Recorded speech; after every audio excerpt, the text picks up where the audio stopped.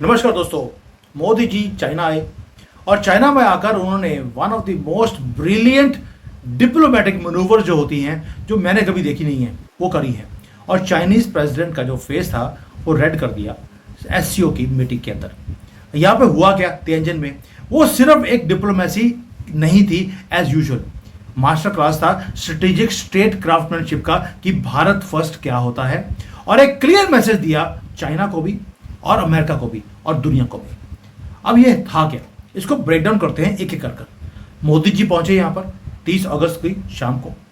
मैं नहीं पहुंच सका, मेरी कॉन्फ्रेंस थी, मैं वहाँ पे बहुत ज़्यादा बिजी था एंड मेरे पास जो परमिशन भी था, I could not go because this was something very important. वहाँ पर बात हो रही थी कि भारत और चाइना, जिस कॉन्फ्रेंस में मैं कल गया हूँ, कि भारत और चाइना दोनों मिलकर कैसे अपना फ्यूचर को डेवलप कर सकते हैं। मुझे था कि मोदी जी वहाँ पे अपना काम कर रहे हैं, हम एज इंडियन पीपल हम किस तरह से इनके माइंड फ्रेम को चेंज कर सकते हैं। We were working on that. 200-250 business के लोग थे जो मैंने कॉन्फ्रेंस को अटेंड किया। It was remarkable. अगली वीडियो में मैं आपको वो भी दिखा दूंगा कि वहाँ पर क्या क्या बातें हमने करी हैं। I will make a detail video on that. तो चाइनीज़ में है, उसको हिंदी में मैं कन्वर्ट कर दूंगा। अब यहाँ पर मोदी जी आए 30 अगस्त को चाइना में। अपनी पहली विजिट थी उनकी 7 सालों में एससीओ की समिट करने के लिए। तो सबकी नजरें थी कि मोदी जी वहाँ पर क्या करेंगे। तो बड़ा इंटरेस्टिंग हुआ। शी जिनपिंग को लग रहा था कि मोदी जी सारी दुनिया में जाते हैं, वहाँ पर वो एक डिप्लोमेटिकली जैसे वो एक हक करते सभी को करेंगे। लेकिन मोदी जी का प्लान डिफरेंट था। वो लैंड किए, अटेंड किया, अपनी जो नेसेसरी मीटिंग्स को अटेंड करना था, और उसके बाद अपने प्लेन को लेके वो सुबह निकल भी जाएंगे। Timing was not accidental. इससे पहले वो कहाँ गए? जापान में। और जापान की और चाइना की कितनी ज़्यादा राइवलरी है ये मुझे आपको बताने की ज़रूरत नहीं है। इनका वही हाल है जो भारत का और पाकिस्तान का है। मोदी जी पहले जापान जाते हैं, वहाँ पे इन्वेस्टमेंट्स को ओके करवा के आते हैं, टेक्नोलॉजी ट्रांसफ़र की वो बातें बोलते हैं। डेलिबरेटली उन्होंने ये सारे काम किए। दूसरा एक और चीज़ उन्होंने अवॉइड किया, वो ये था कि एससीओ की मीटिंग के बाद इमीडिएटली 3 सितंबर को एक मिलिट्री परेड होनी है जब चाइना के अंदर, और भारत अकेला एससीओ समिट का मेंबर है जो इस grand display of Chinese military को स्किप कर रहा है। मोदी जी अपना काम करके वापस आ रहे हैं, बाकी सारे वहां पर 2 दिन पड़े रहेंगे शी जिनपिंग के आगे पीछे घूमने के लिए। मोदी जी ने बोला नथिंग डूइंग। अब फोटो अपॉर्चुनिटी मिलनी थी। मोदी जी बोलते मैं फोटो के लिए काम नहीं करता। और एक और चीज़ है, मैंने कल भी वीडियो बनाया था कि 5 महीने पहले शी जिनपिंग ने खुद लेटर लिखा है भारत की गवर्नमेंट को, एक personal letter to India. Desperately मांग रहे हैं कि आप हमारे साथ रिलेशंस को ठीक कर लीजिए, हम अपने रिलेशंस आपके साथ ठीक करने को तैयार हैं। और हमने भी 3 कंडीशन रखी हैं जो मैंने डिटेल में वीडियो बनाया था। और ये बोला गया है कि हमारे रिलेशंस को अगर ठीक करेंगे तो ये ट्रंप का जो ट्रेड वॉर है उसको हम फेस कर सकते हैं। यानी कि इस बार लग रहा था चाइना को कि मोदी जी आ रहे हैं और यहाँ पर अगर मिलिट्री की परेड को अटेंड करेंगे तो भारत की जो शिफ्ट है वो अमेरिका से, रशिया से निकल कर वो चाइना की तरफ आ जाएगा। तो इस तरह का इंडिकेशन वो मोदी जी देंगे। लेकिन मोदी जी ने स्किप कर दिया, नथिंग डूइंग, मैं आपकी मिलिट्री परेड में शामिल नहीं होऊंगा। यानी कि ऐसा डिप्लोमेटिक स्लैप है जो रेजोनेट कर रहा है पूरे दुनिया की, वर्ल्ड की सारी कंट्रीज में, कि यार मोदी जी गए और इतना बड़ा इवेंट, उसके लिए इन्विटेशन पर्सनली शी जिनपिंग का मना कर दिया। मोदी जी यहीं पे रुके नहीं है दोस्तों। हर चीज़ जो इनकी होती है वो स्ट्रेटेजिकली टाइम्ड होती है। समिट से पहले मैंने पहले बोला कि हमने क्या बोला चाइना को, हमने बोला कि भैया आप जो अपनी ये जो पार्टिसिपेंट्स को बुला रहे हैं एससीओ की मीटिंग में, पहले इस लिस्ट को ठीक कीजिए। आपने इसमें अजरबैजान को और तुर्की को बुला लिया है। इनको क्यों बुलाया? ये तो वो कंट्रीज़ हैं जो टेररिज्म को सपोर्ट करती हैं, पाकिस्तान में भी और दुनिया के अंदर जितने भी कॉन्फ्लिक्ट्स हैं उसके अंदर इनका शामिल होता है।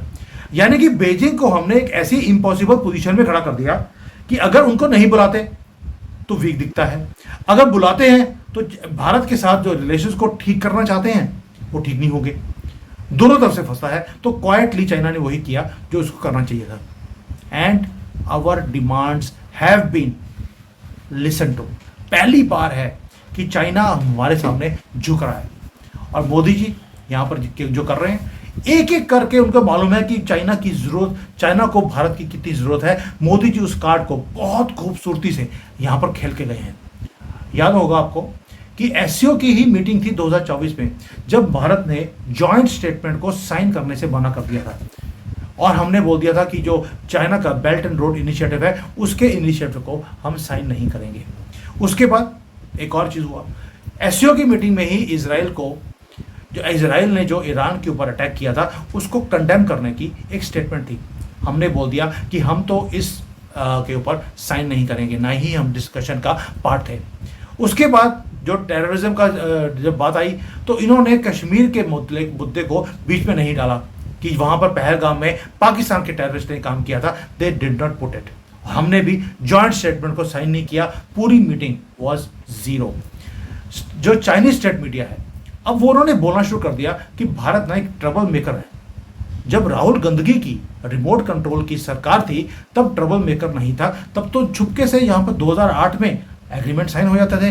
तो यानी कि हमारी गवर्नमेंट वॉज वेरी गुड। लेकिन अब हम ट्रबल मेकर हैं क्योंकि चाइना जो बोलता है उसके इंटरेस्ट के लिए हम बोलते हैं नो। और चाइना को जो स्टेट मीडिया है उन्होंने हमें बोलना शुरू कर दिया कि भैया इनके ये एक राइट पार्टनर नहीं है। उन्होंने बोलना शुरू कर दिया कि भारत ब्रिक्स को और एससीओ को वीक करता जा रहा है। और बीजिंग का एंगर जो ये है वो इसलिए है, ये जो स्टेट मीडिया जो बोल रही है वो जो चाइनीज गवर्नमेंट की स्टेटमेंट होती है वही मीडिया की तरफ से बुलवाया जाता है। यानी कि बीजिंग को पता है कि दे आर वनरेबल। और भारत का जो माइट है मोदी जी ने इतना इंक्रीज कर दिया है कि अब भारत की जरूरत भी है। भारत को हमें उनकी इतनी जरूरत नहीं है जितनी चाइना को हमारी है, स्पेशली क्योंकि वेस्ट का जो प्रेशर है वो इंक्रीज करता जा रहा है चाइना के ऊपर, उसकी इकोनॉमी के ऊपर भी और उसके ग्लोबल इन्फ्लुएंस को भी कम किया जा रहा है। मैंने आज ही डोनाल्ड ट्रंप किस तरह से इनके लोगों को बाहर निकाल रहे हैं, इनके वीज़ास को कैंसिल कर रहे हैं, इवन कि इनके मीडिया के लोगों को वीज़ा नहीं दिया जा रहा अमेरिका में एंटर करने के लिए। ऊपर से साउथ चाइना सी में उन्होंने एक्सरसाइजेस को और तेज कर दिया है। यानी कि चारों तरफ से चाइना को घेरने का प्लान बना लिया। चाइना को आज अगर आपके अंदर एक दोस्त दिखता है उसका रीज़न है इनकी मजबूरी, और मजबूरी का नाम मोहम्मद गांधी वो शुरू से रहा है।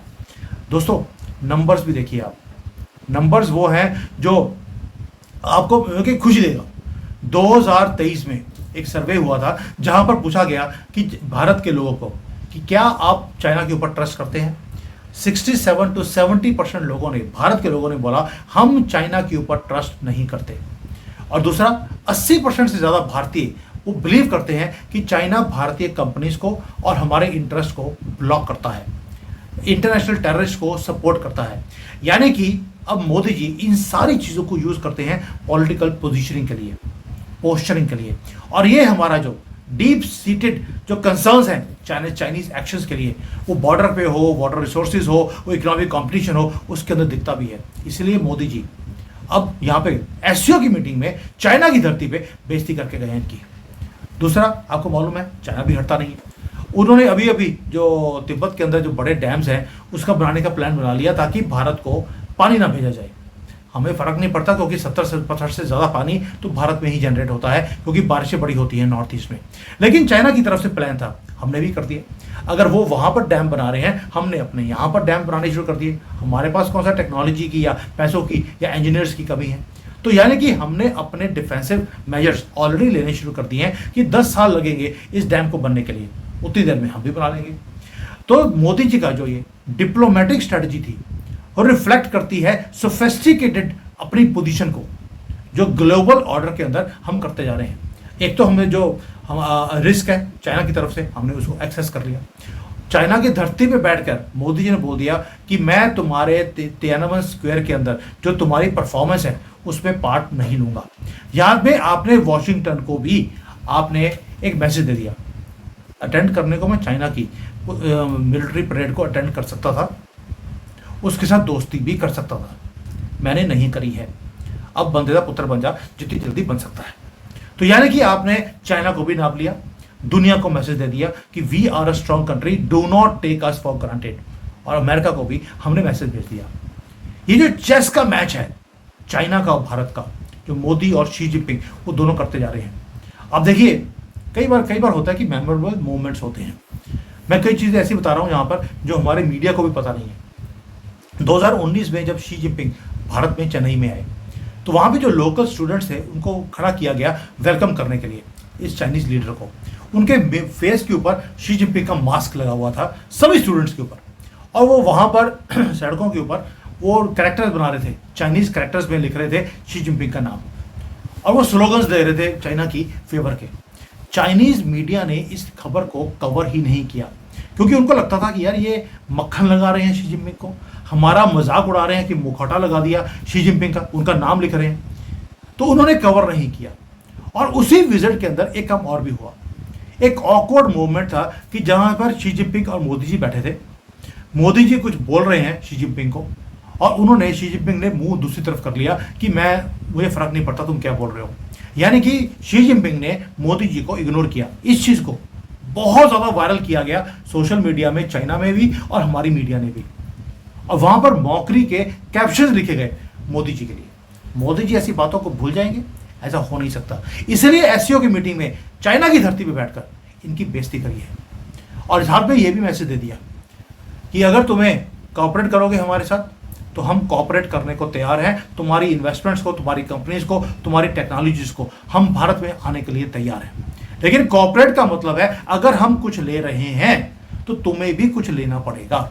यानी कि आपका इंटरेस्ट हमारे इंटरेस्ट के साथ अगर अलाइन करेगा तो हम आपके साथ कॉपरेट करेंगे, वरना आपको रिफ्यूज करना हमें आता है। तुम्हारी ब्रेड को भी हमने रिफ्यूज कर दिया है तुम्हारी धरती के ऊपर खड़े होकर, जबकि बाकी किसी की हिम्मत ही नहीं है उसको रिफ्यूज करने की।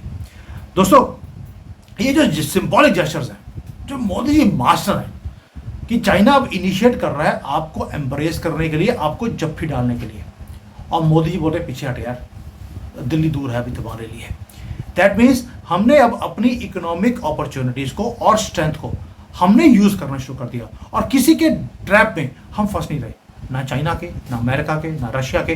हम अपना ही घर उसको बना रहे हैं, उसको बुन रहे हैं। और जो भारतीय जो बैठे हैं यहाँ पर, मैं चाइना की धरती में बैठ के आपके लिए वीडियो बना रहा हूँ।